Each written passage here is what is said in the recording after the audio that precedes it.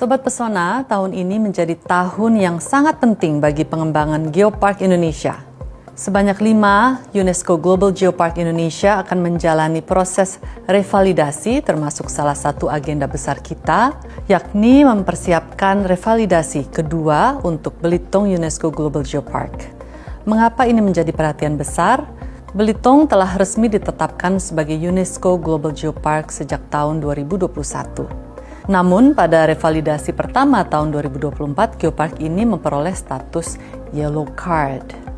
Untuk mempertahankan statusnya sebagai UNESCO Global Geopark, Belitung diberikan waktu selama 2 tahun untuk memenuhi rekomendasi UNESCO sebelum menjalani proses revalidasi kembali pada Agustus tahun ini.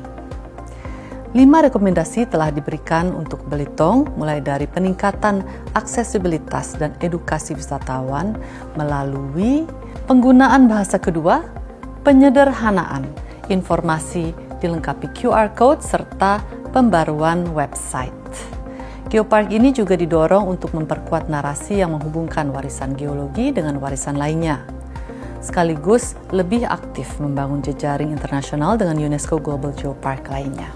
Selain itu, aspek mitigasi bencana, adaptasi perubahan iklim, pemanfaatan sumber daya alam berkelanjutan, hingga perlindungan batu satam sebagai identitas geologi Belitung turut menjadi perhatian penting.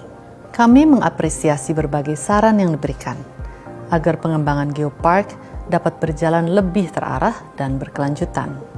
Bagi kami, Geopark merupakan warisan hayati dan sejarah tak ternilai, sekaligus berperan sebagai destinasi pariwisata yang memberikan manfaat bagi masyarakat sekitar.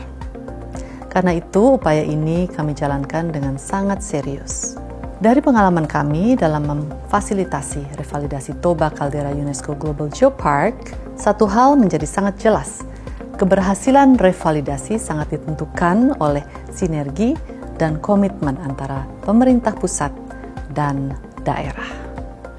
Geopark tidak bisa hanya dikelola sebagai program teknis, tetapi membutuhkan koordinasi lintas sektor, dukungan masyarakat, serta konsistensi kelembagaan dan anggaran.